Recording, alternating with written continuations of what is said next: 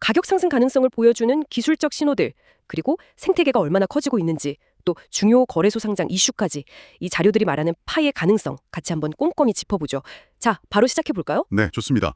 주신 데이터들이 뭘 의미하는지, 그 기술적인 패턴하고 플랫폼의 실제 발전이 어떻게 연결되는지 한번 살펴보겠습니다. 네, 그럼 우선 기술적 분석, 이거부터 보죠. 자료에서 보니까 몇 가지 좀 흥미로운 패턴들이 있더라고요. 첫 번째로 그 볼린저 밴드 있잖아요. 이게 예전에 200% 급증하기 직전처럼 확 좁아지고 있다는데 이게 보통 뭘 의미하는 건가요? 네, 그건 이제 가격이 확 압축되는 그런 기간을 말합니다. 그래서 보통은 그 뒤에 큰 변동성이 올 수 있다는 신호로 많이 보죠.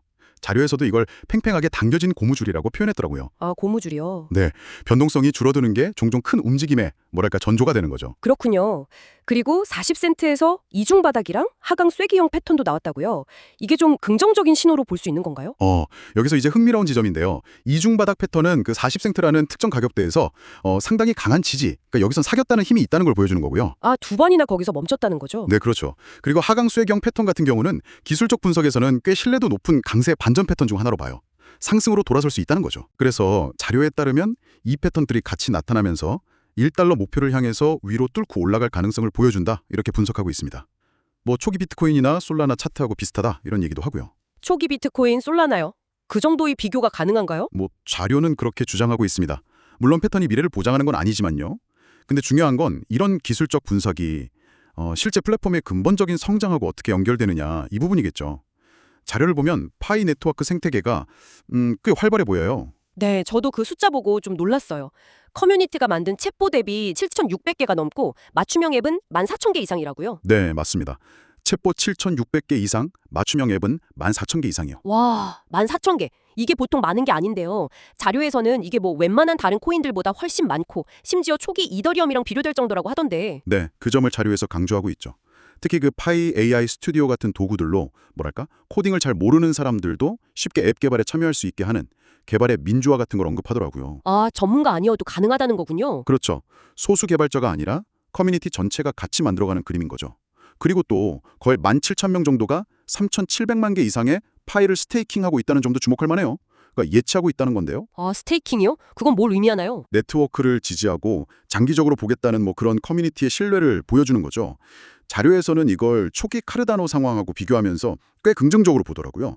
특히 요즘 같은 약세장에서도 생태계가 계속 성장한다는 건 그냥 가격만 보고 들어온 게 아니라는 그런 잠재력을 보여준다고 분석합니다. 자, 그럼 이걸 좀 연결해보면 기술적으로는 뭔가 꿈틀대는 신호가 있고 또 실제로 사용되는 앱들도 계속 늘어나면서 생태계는 커지고 있고 여기에 이제 결정적인 함당으로 자료가 주목하는 게 주요 거래소 상장 가능성이군요.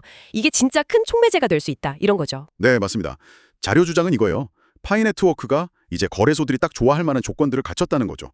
사용자 많고 활동량 많고 앱을 통한 실제 사용 사례도 있고 프로젝트도 계속되고 있고. 거래소 입장에선 매력적이겠네요. 그렇죠. 실제로 거래가 활발히 일어날 가능성이 높으니까요. 자료에서 아캄이나 오르카 같은 코인들이 주요 거래소 상장했을 때 55%에서 많게는 200%까지 확 올랐던 그런 사례들을 들면서 만약 파이가 상장되면 비슷한 효과가 있을 수 있다고 보는 겁니다. 아, 바로 여기가 진짜 흥미로운 지점이네요. 기술적인 준비, 또 생태계 성장, 거기에 만약에 거래소 상장 소식까지 더해지면 이 세 가지가 합쳐져서 정말 완전히 포물선 같은 움직임, 그러니까 엄청난 급등이 나올 수도 있다, 이렇게 예측하는 거군요. 네, 그게 제시된 핵심 논리입니다. 여러 긍정적인 요인들이 딱 타이밍 좋게 맞아떨어지면 그 시너지가 그냥 하나씩 더한 것보다 훨씬 클 수 있다는 거죠. 기술적 신호와 실제 펀더멘탈 강점이 만날 때 그때가 가장 강력한 기회가 될 수 있다는 관점을 제시하는 겁니다. 자, 오늘 이 분석들이 여러분께는 어떻게 들리셨나요? 저희가 살펴본 자료들은 이 파이 네트워크가 어쩌면 중요한 변화의 지점 앞에 서 있을 수 있다는 그런 그림을 그리고 있습니다. 기술적인 패턴은 뭔가 움직임이 임박했을 수 있다는 걸 보여주고 또 이건 실제로 활발하게 돌아가는 생태계와 그리고 주요 거래소 상장이라는 아주 강력한 잠재적 촉매제에 의해서 뒷받침될 수 있다는 거죠. 네, 기술적 분석에 반영된 시장의 기대감, 그리고 실제 앱 사용이나 커뮤니티 참여로 나타나는 플랫폼 자체의 가치, 마지막으로 거래소 상장에 가져올 수 있는 더 넓은 시장 접근성, 이 세 가지가 어떻게 서로 영향을 주고받는지 잘 보여주는 사례라고 생각합니다. 자료는 분명 이 요소들의 결합을 근거로 꽤 긍정적인 전망을 제시하고 있고요. 마지막으로 한번 이런 생각을 해보시면 어떨까 합니다.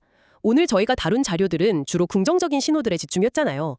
근데 아시다시피 암호화폐 시장은 변동성도 크고 위험도 따르는데 혹시 이 분석에서 좀 간과되었거나 아니면 충분히 다루지 못한 어떤 잠재적인 어려움이나 반론 같은 건 없을까요?